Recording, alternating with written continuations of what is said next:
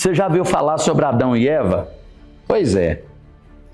Esse povo deu trabalho pra gente, né?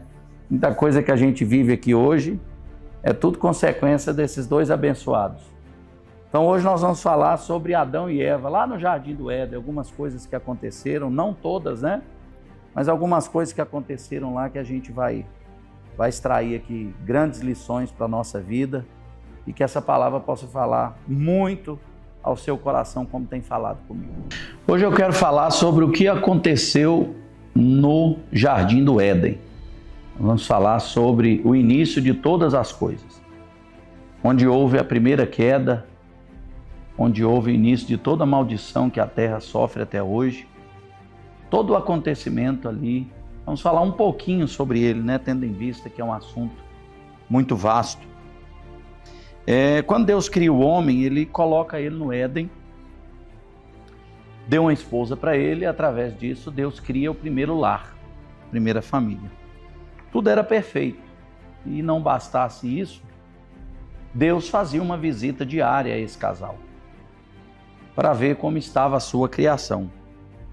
No entanto, a serpente ela entra na história, e quando ela entra na história, ela é uma grande influenciadora para que toda a tragédia humana acontecesse.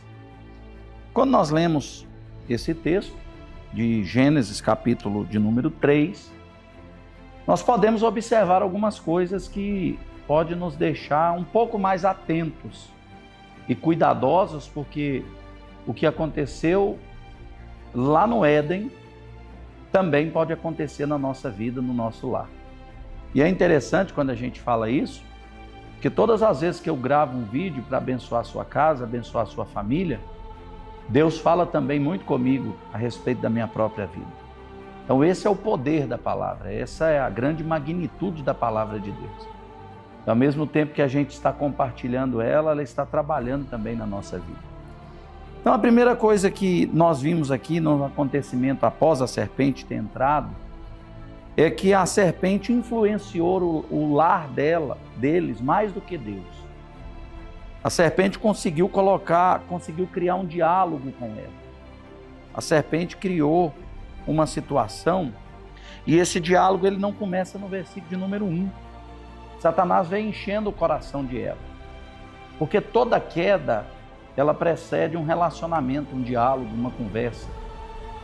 Toda queda ela precede uma abertura para aquilo que é proibido, para aquilo que foi imposto limites. E foi exatamente o que aconteceu com Eva. E a família, o pastor, o líder, o pai de família, enfim, todos aqueles que fazem alguma coisa para Deus e que querem ter uma vida honrada, a primeira coisa que eles devem tomar cuidado é qual é o tipo de diálogo que ele permite que entre na sua casa, na sua mente, né? Por quê? Porque quando a serpente ela consegue esse diálogo com Eva, embora o que ela falasse em certo ponto fosse verdade, ela conseguiu gerar uma dúvida e uma confusão na mente de Eva. Ela conseguiu despertar o ego de Eva, que consequentemente despertou o ego de Adão, né? Ela conseguiu colocar confusão na mente de Eva. Essa influência da serpente é algo que a gente tem que tomar cuidado com que pessoas perigosas nos falam. Pessoas aproveitadoras, pessoas que, na verdade, elas não estão interessadas na nossa vida, mas sim o mal que ela pode nos causar.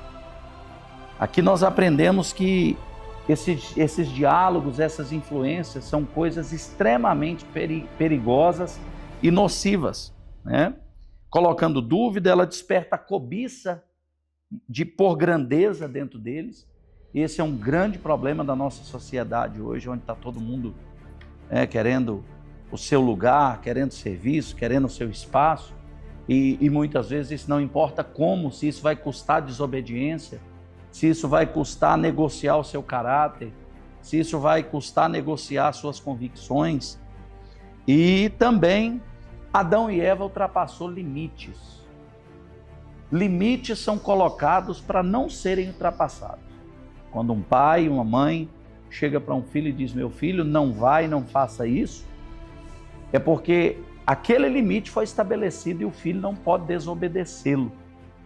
O que acontece aqui é que a Eva, junto com seu marido Adão, eles ultrapassam os limites estabelecidos por Deus dentro do jardim do Éden. Embora Deus tivesse feito o jardim para o homem, para os animais, para ele dominasse tudo, Deus deu apenas uma ordem para ele. Eles podiam gozar de tudo, apenas daquele espaço, daquela fruta, eles não poderiam desfrutar. Isso era um limite, né? Porque eu sempre digo isso, que o ser humano ele precisa de limites na vida dele. Tem que ter alguém que me lidera. Tem que ter alguém que me, como que eu vou dizer a palavra, que me limita, que me dá um limitador. Porque o homem ele é afoito, ele é orgulhoso, ele é soberbo por natureza. E Deus estabeleceu esse limite para Adão e Eva, sabendo que o homem é do pó da terra. Criou eles perfeitos, mas a serpente conseguiu essa influência. A segunda coisa que nós aprendemos, que o que era prazer antes, se torna medo depois do pecado.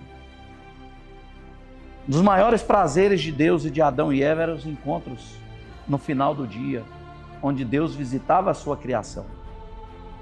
Porque não há nada melhor para um liderado quando um bom líder chega perto dele. Isso traz segurança, isso traz paz, isso traz alegria, isso traz comunhão, isso traz sorriso, traz bênçãos. Imagine você tendo todos os dias, no final do dia, um encontro com o seu líder, e o seu líder nada mais, nada menos do que o Deus que te criou. E isso é tão tremendo que até aquele dia tinha sido bênção na vida de Adão e Eva. Mas a partir daquele dia se tornou uma situação de medo, da ideia de que Deus estava perdido, quando na verdade quem estava perdido era Adão. Quando Deus diz, Adão, onde você está? Parece que Deus não está sabendo, mas Deus já sabia de todas as coisas, Ele é onisciente, Ele é onipresente.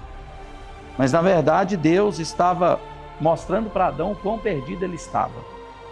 Não era Adão e Eva que ia para o culto, mas era Deus que descia no culto do Éden. Adão e Eva não frequentavam o culto, era Deus que descia no culto. Era Deus que estava presente no culto. Era Deus que se manifestava no culto. Independente do lugar que eles estivessem, Deus descia para falar com eles. Terceiro, não existe culto para receber. Não existe culto para receber. Pedro deu o barco e depois ele pescou. Pedro emprestou o barco, Jesus falou, agora vai e faça isso.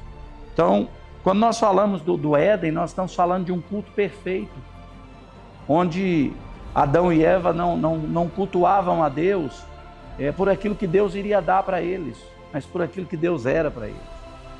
O seu Criador, o seu Senhor, o seu Pai, aquele que deu tudo, aquilo que proporcionou a existência deles.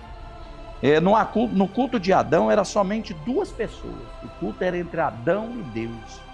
Isso vai nos dar um entendimento de que o nosso culto é nosso, ele é pessoal. Não era Adão e Eva, era um culto pessoal de cada um deles, era um relacionamento pessoal de cada um deles, embora Adão fosse o líder. Mesmo o homem errado, Deus desceu. O pecado do homem nunca impediu de Deus tentar redimir a humanidade. O pecado do homem nunca impediu de Deus descer para tentar mudar a história do homem. Essa lição do Jardim do Éden tem muito a nos ensinar. A questão da folha e do avental, Deus providencia folha e avental para eles. As folhas tamparam a frente, a nudez física, mas o que diz quem eu sou é aquilo que nós somos na parte de trás, Deus estava ali dando uma nova oportunidade para eles, embora fora daquela perfeição que Deus tinha dado para eles até aquele dia, E aí começa aquele jogo de culpa. Adão culpa Eva, que culpa a serpente, e essa é a grande tragédia dessa história, porque ninguém se apresentou para dizer, eu errei, eu falhei. Eu não deveria ter ouvido a serpente. Eu não deveria ter feito essa escolha. Eu não deveria ter deixado que ela me influenciasse. A minha palavra hoje para você é, eu não sei como está a sua vida, como está a sua família, quais são os seus erros, seus acertos. Mas a nobreza de um homem está em, quando errar, reconhecer que errou. Não terceirizar a culpa. As pessoas estão terceirizando demais a culpa daquilo que está acontecendo na vida delas. Quando, na verdade, somos nós que temos que assumir e dizer: quem fez foi eu, quem permitiu foi eu, quem abriu a porta foi eu, quem abriu os ouvidos foi eu, quem falou foi eu, e eu estou aqui para assumir esses erros, né? O maior desastre da história aconteceu. O homem saiu do seu estado original.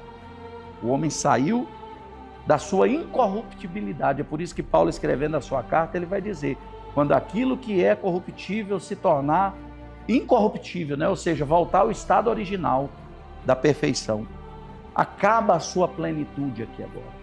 E o homem é expulso do jardim. O que preocupa, e a maior preocupação para a gente fechar essa palavra de hoje, é o lugar que Adão se perdeu. Talvez você tenha reclamado que você está assim por causa do lugar que você está, porque você não recebeu tal coisa, isso aconteceu, porque a porta não se abriu, isso aconteceu. Deixa eu dizer uma coisa: Judas se perdeu servindo o maior homem dessa história até hoje, o maior homem da história. Adão e Eva se perdeu no lugar mais perfeito da terra. Israel se tornou prostituta, rebelde, e tudo que não prestava na terra que manava leite e mel. Porque não é na miséria, muitas vezes, que a gente se perde. A gente se perde no lugar das maiores bênçãos de Deus. Então, que hoje você possa entender uma coisa: a bênção de Deus não pode servir de rebelião contra Ele. A bênção de Deus não pode servir como infidelidade contra o Senhor. É por isso que eu digo: os nossos olhos precisam estar nos pés de Jesus e não nas mãos. Que essa palavra mexa com você, mexa com a sua casa, que todas as bênçãos que vêm de Deus para você, elas não sejam a fonte, elas sejam um meio, porque a fonte é Deus. Se você amar a fonte, Deus nunca deixará de providenciar aquilo que você precisa, aquilo que Ele tem para você. Ele achava que conhecia tudo do jardim, estava escondido dentro do jardim. Só tem uma coisa: tudo que a serpente causou no Éden, toda a destruição, toda a tragédia, Jesus conquistou na cruz do Calvário, trazendo perdão a toda a humanidade. Em Jesus, seja qual for a situação que nós estejamos vivendo de pecado, de queda, de tantas coisas, na cruz nós temos a suficiência de Cristo para nos perdoar, para nos redimir, para nos limpar e para nos dar aquilo que Deus tem para nós. O maior e melhor evento da história não está no Éden, está na cruz do Calvário. Que Deus te abençoe em nome de Jesus.